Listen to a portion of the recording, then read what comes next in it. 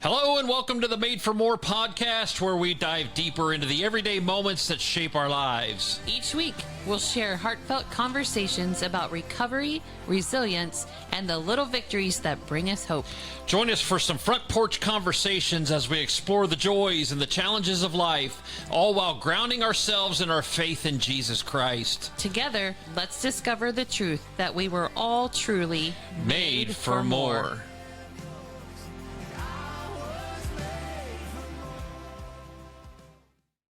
All right, welcome back. Hey, tonight things may look a little different to you, and out there. Yeah, we're definitely trying some new things. So we got one podcast under our belts with audio, and of course, I start watching things on YouTube and see that, man, if you want to be successful and get your podcast out to more people, you need to be doing video. So hey, I just did a crash course on how to do a video podcast. And here we are. So we'll see. We've got a low budget Zero budget. Yeah, well, yeah, pretty much. But anyways, yeah, we don't have the expensive cameras. We're filming with two iPhone 15s. Yeah. And I think the only thing that I purchased was two studio lights. So with a bunch of videos being watched on how to set up your studio and how to be successful with your video podcast, well, here we are. Here we are.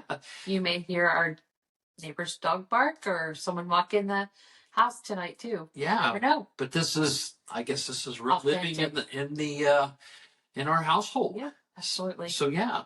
So let's just go ahead and dive into this. We're going to kind of pick up from our mini monies that you guys might have heard. And with that, it kind of tells our story, a little bit of our story. But tonight we're gonna kind of expand on that a little bit, and we're gonna focus on like how God guides us through the trials that we have in our life. Right, making our messes into more, right? Yeah, for sure. And that's the thing, it's really what we make out of those stories and out of those trials that God really is able to use our story, with him in it, that others can really learn from it and just hopefully be encouraged by it, and just think, hey, I've seen God work through Mark and Janelle with different stories and different trials. So I know that he'll work through me if I allow him. So really, starting off tonight with James chapter 1 and verse 2, and just to refresh your memory on that, it says, "Consider it pure joy, brothers and sisters, whenever you face trials of many kinds, because you know that the testing of your faith produces perseverance." So, really, James says that all. And, the joy that we get from our trials. And let's just stop there. How do we pull joy really from the trials that we go through? Because I'm telling you, whenever we were going through those trials, they weren't fun at all. They were not fun at all. They were hard times for sure. I don't know. I think the joy didn't come maybe during that trial, but after the trial. And just looking back on those, we'll dive into those a little bit more here in a little bit. But just looking back on those, they were not fun. There was a lot of lost sleep, a lot of worrying before we really surrendered everything to God for him to handle. And they were not fun during the time. But now looking back at them, it's like, man, how much wisdom and knowledge for different things that really came through those trials. Absolutely. Let's start with me here. Let's start with you. All right. Yes. This is our Friday nights. Yeah. So we're winding down from a busy week again. And so this is what we do on Fridays. Yeah, it's kind of our chill night. We just we come home. We'll usually cook dinner tonight. Janelle and I are empty nesters. All of our kids are getting their grown-up jobs now. We'll leave it at that for now until we're ready to discuss them a little bit later. But Yeah, so we've raised three kids. We have one that's married, and my oldest has moved out. She's a children's director at a local church here in Central Ohio, and We're just left with our youngest. looking back, really on one of my biggest struggles that we had. Janelle and I went through three major trials, and one was when Chelsea, that our youngest, was diagnosed with cancer at 4 months old. You talk about a shock. Some of you listening have been down that road, have been through that trial, and still to this day, you may think, how did I get through that, or what didn't I do that Mark and Janelle did that they might have had a different outcome that I've had. Sure. I think her trial came on top of another trial that we had just walked through, and we'll talk about that, of course, more. But those were challenging times. We were 13 years into our marriage, something Yes. like that. We call it the unlucky 13. Yes, I was just about to say, that's the one thing that we looked back on whenever we relived, once we got through that journey, is we were like, wow, that was year number 13 in our marriage. Yeah, it's definitely different. But anyways, the other struggle and trial that I really went through is I had used tobacco most of my life. It started out whenever I was younger, or whenever a teenager, and I was smoking cigarettes and just doing the crazy antic things that. He was bad. Yeah, I was. I admit that. I'm very open and honest with my kids that I drank a lot in high school, and I smoked a lot in high school. So yeah, and I'm open with them on that. So hopefully, they can make wise decisions and use, the things that mom and dad might have gone through to help with their journey or whatever, to use us as an example. But yeah, I was not a good boy in my teenage years. I got into just about everything. The one thing that I will say, I didn't get into drugs a lot. For some reason, I don't know what it was. I tried marijuana one time. I took one hit off of a marijuana joint, and something hit me whenever I did that. It's like, don't go down this path. You'll never come back from this. Don't do the drugs thing. Just do the alcohol and the smoking or whatever. And I was able to stay away from it. I never touched drugs. But yeah, I mean, nicotine is a drug. Yeah, I'll give you that. But I should say, as an illegal substance, I never got into that. But the alcohol and the tobacco, I definitely hit hard. I wanted to quit so bad when Chelsea was going through her treatments, and I even remember talking to Chelsea's nurse and just saying, I'm such a hypocrite because I'm using tobacco, which causes cancer, and I can't quit. I should be quitting. I should use my strength or whatever that I have to be able to quit this, and I'm just not able to do it. And I was using Chelsea as a crutch for not quitting, because I would tell myself, no, I need this nicotine or this habit right now to help get me through. Yeah. And all throughout our marriage, I mean, he tried to quit many times. Can I tell the one story? Sure. Okay. What helped me to quit using tobacco was a prescribed drug called Chantix. And with Chantix, you get a lot of mood swings, a lot of night terrors. Although I don't think I ever got the night terror. That, but no, the mood swings for sure. The mood swings, oh yeah. I fully admit that. Well, I remember once you come to the end of that prescribed time, they start to wean you off of the drug. And whenever I remember whenever I was off, and what Chantix does is it blocks the nicotine receptors in your brain. So yeah, you get nothing out of it. It's actually repulsive whenever you try to use tobacco being on Chantix. So I remember whenever I was coming off of the Chantix, I had been weaned off, and I was just jonesing so bad. And I know I was not being a considerate dad. I was, yeah, Short fuse. very short. Super. Yeah, yeah. I remember going off a lot. Anything would just, yeah, set me off. But anyways, I remember I was pacing in the garage at our old house, just to try to get through this, and just because I think Janelle and I had just had a big probably argument or whatever is why I was pacing in the garage. Probably. And she opened the door, and I remember her saying specifically, I can't do this. You need to get in your truck right now and go to the store and get some tobacco. I remember saying, you got it. And I did that. And I remember whenever I started using the snuff again, smokeless tobacco, that once I got that initial off feeling, if you will, I remember feeling so bad, like you blew it, man. You had it beat and you just blew it. And I don't know how long it was again before I started trying to. No.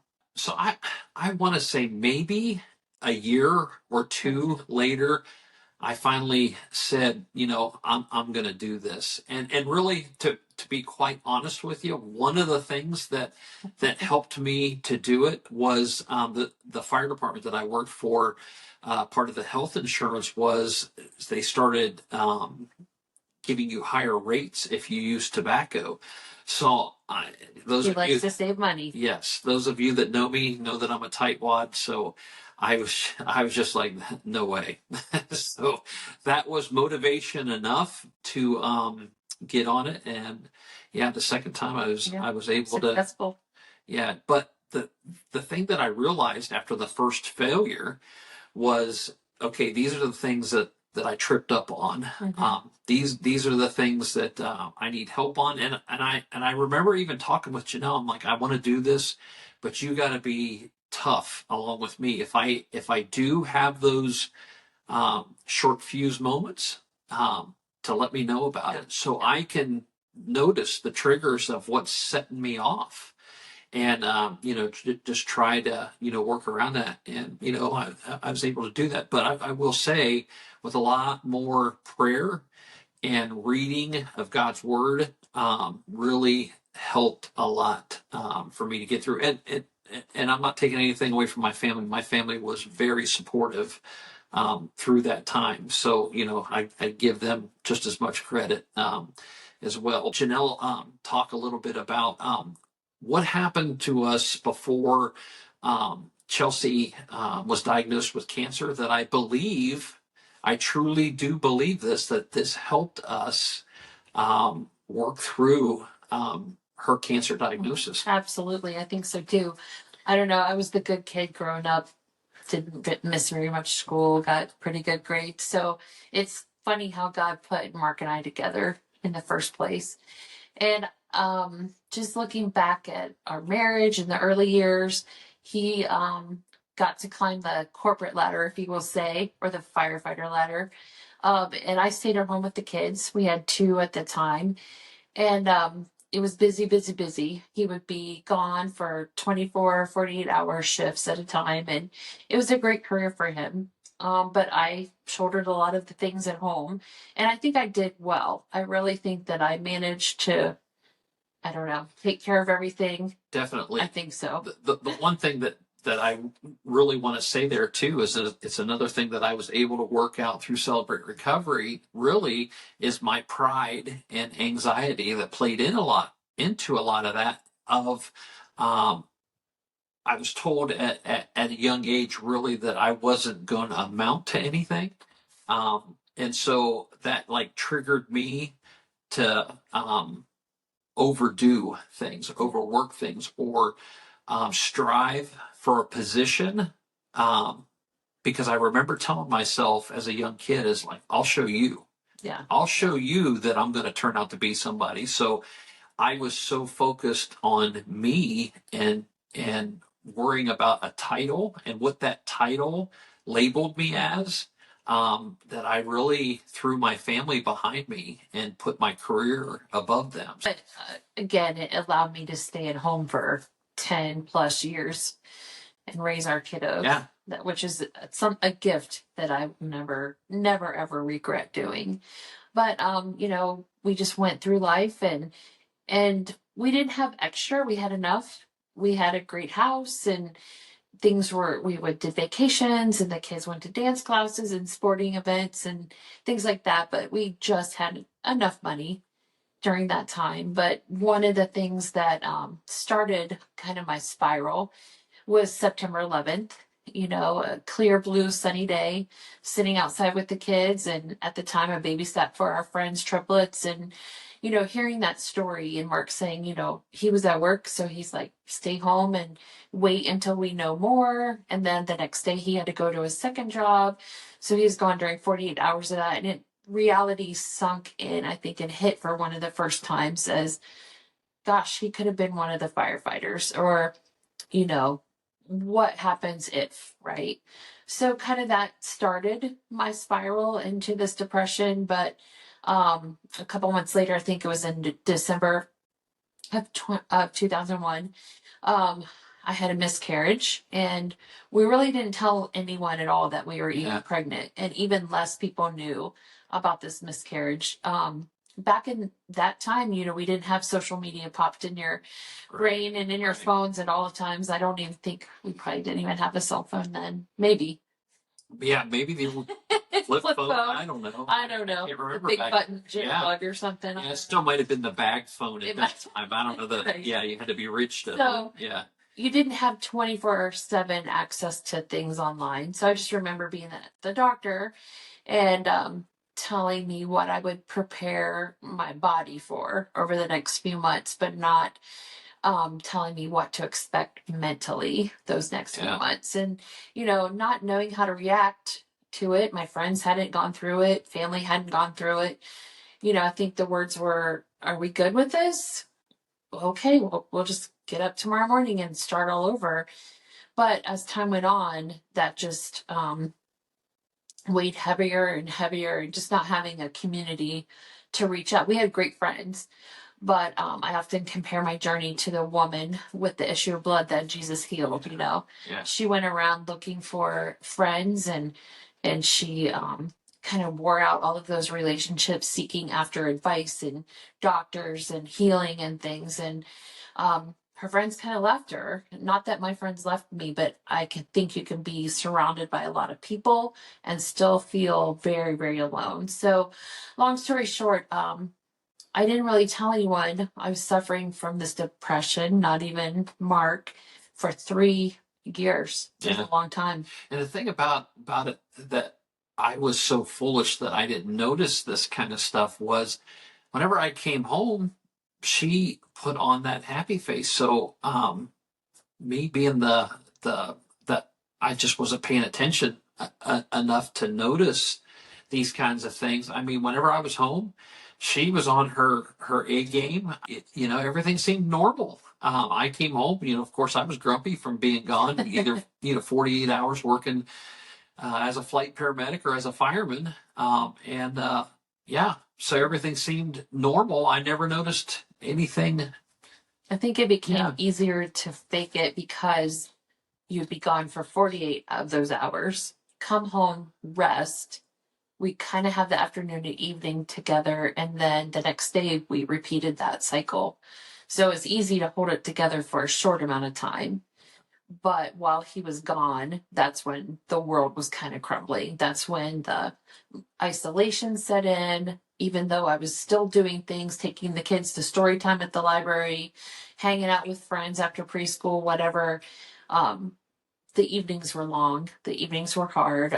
Just remembering back to barely getting the kids bathed and cleaned and the house done. And even though he came home to a nice house, that was usually accomplished after everyone was in bed the second day that he was gone, and very quickly. So I could do that. Yeah. So again, everything seemed normal. Got pregnant with Chelsea, and we were excited. Yeah. Very excited about that. And still nervous and scared that the same result would happen. And still just going through the motions of normal days or whatever. But I think I found my coping mechanism in people pleasing during that time as well. Yeah. Just making sure everyone was dressed, for church properly. Lunches for him were packed. The kids had what they needed for preschool, and just giving that facade to other people so that I couldn't be found out or whatever. And just one of those coping mechanisms that I did was spending money and really not being able to keep up with our finances. Yeah. Yeah. So through that trial, we lost our house. We got into some financial issues through that or whatever, and we lost our house. So Chelsea was born in April the 7th. Yeah. And on April the 15th is when we had to move quickly. Yeah. So a 1 week old, that was hard to do. So again, the just the postpartum things. Again, yes. hitting, we were so excited she was there. We didn't know what we were having, a boy or girl, so that was exciting to not find out with number 3.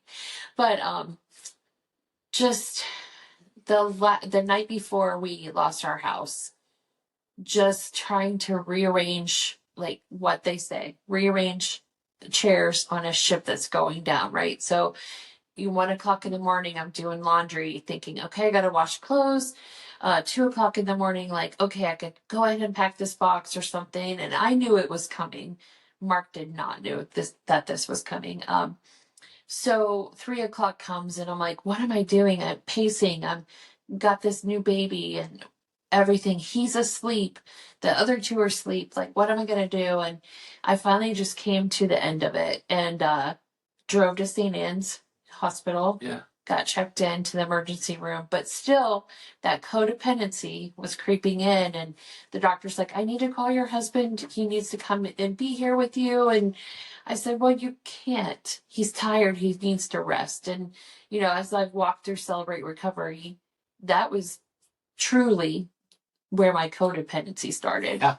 Yeah. Just constantly really worried about me to take care of me. I remember her saying, I didn't want to wake you up. You needed your rest and you needed to be there. So, yeah. Yeah. So the next day, the sheriff came and we had a great community of people that just loved on us. Our church family at the time. No questions asked. That's it. They just showed up. Yeah. What can we do? How can we help you? They stored furniture in garages for us. They got storage units. Yep. Everything. Mark's brother, both brothers were there. We stayed with his older brother for about a week. Yeah. But we landed the most amazing house in Westerville to rent for the next year. And I truly was a God thing. Yeah. I remember, Janelle, that was her rock bottom, as we say at Celebrate Recovery. And I remember her coming to me whenever to explain all this that happened. And she said, I'll pack my clothes up and I'll pack the kids up and we'll get out of here. And I just remember through all of that, I was like, there ain't no way you're leaving. I'm like, I just lost my house. I'm not losing my wife and my kids as well, that I just remember hopefully that it was reassurance to her of, no matter how much I mess up, God still loves me and my husband does too, and he supports me through that. Yeah, absolutely. I think I said it once as it was we were in the lower level of our house and our minister friend was sitting with us at this point because I did call him to come over and Mark came down the steps and I told him and he just held me and hugged me and cried. And I often tell people it truly was the most amazing moment I think that we have shared. Yeah. It was true forgiveness and grace all at once. Yep, for sure. But we soon went back to the doctor, got some meds. Yeah. Got those regulated, started counseling. We had a couple of Christian counselors. We had one that we did together as a couple, one I did as an individual, and we were on that healing path. And then 4 months later, we got the news of Chelsea's diagnosis. Yeah. Yeah. But God was truly, truly using that journey and that story to prepare us for the next phase. Yeah. Yeah, I do. I truly believe that. But in the Old Testament, it often talks about whenever you lose things and you're faithful to God or whatever, that you'll get a double return on the things that you've lost. I know Job kind of went through that at the end, but I love that story because it just came to me one day. I was reading, and I read that, and I'm like, Janelle, look at this. And this is after, we were able to purchase another house. We had moved in, and I just remember sitting there just looking, and it said, uh, your return will, Right. will be double Right. of what you lost. And I was just so thankful to God. And that's really where we devoted that house to God, and asked him to use it for his glory. Anything that happened through it, people that came through, if they needed a place to stay, what have you, that he would definitely use that. But everything that we had lost through that whole struggle, we got back double. Mm-hmm. Yeah, I can say that with confidence that we did. I think it's a sign of obedience too. Yeah. We could have gone a very different path, right? I mean, I know when we were forced to move that day that there were people telling Mark, I have a divorce attorney. You can give them a call. And comments were made, not from our church family, but Right. definitely from outsiders that were trying to help. Yeah. They don't know Jesus. Yeah. So that was their advice. Like, we can help you fix this. Yeah. Yeah. And really, 2 Corinthians 12:9 really ties into this really well. That says, "My grace is sufficient for you, for my power is made perfect in weakness." And the way that I, just say that is, "My grace is sufficient to you, Mark, for my power is made perfect in your weakness." So yeah, we drew a lot of strength from that, and really were able to turn a lot of the obstacles that we were running through, um, really just into hurdles that we were able to leap over. They weren't easy hurdles, were they? No. Yeah. Those definitely were not. So, that's why we always try to be supportive of people, and especially people that walk into the doors at Celebrate Recovery. But just for the courage that it takes for people to come to Celebrate Recovery. Now, remember, Celebrate Recovery is for any hurt, habit, or hang up. So what does that really mean? Hurt is a thing, obviously somebody hurting you, whether, something occurred to you as a child, or as an adult, as a hurt from a spouse, or from a boyfriend girlfriend type situation. Somebody has hurt you, a work relationship, maybe even a church hurt, that you need to work through. And really, our hangups develop out of those hurts that we have in our life. So you start to do things to accommodate or get you through that hurt, and those lead to your hangups. And then obviously, like for me, my bad habit came through whenever I was a lot younger, just from somebody telling me that I wouldn't amount to anything. So. Right. We have to remember there's no condemnation for us that believe in Jesus. We trust him, we follow him. There's, no condemnation. The world puts that on us. For sure.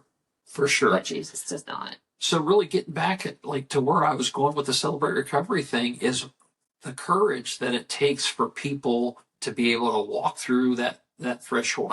I've heard multiple stories from people that have come to Celebrate Recovery, and they're not sure what it's all about, what it's going to take, and people just saying, "Yeah, I started in for the church, to walk into the church, and I turned right around at the doors and went back to my car and sat there for a little bit longer."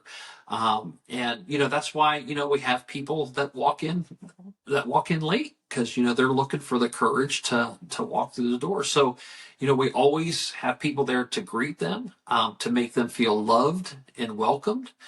There's no questions whenever you walk in the door, because it's a worship service at that time. We're worshiping Jesus to prepare our hearts and work on our struggles that we're having. I don't know what the word was that I was looking for there, but yeah, I had one of those moments. It's a beautiful moment. Yeah. But yeah, that's what happens to my head nowadays. I get on that path just like this right now. I'm Right. going off on Squirrels are everywhere. So, anyways, but Celebrate Recovery is able to help you through those, and whether you're struggling with a chemical dependency type thing, drugs, alcohol, something like that, sexual addiction, a Mental health. mental health, yes, and that is true. Our ministry in particular has been working on a lot of the mental health side of Celebrate Recovery and how we can support you.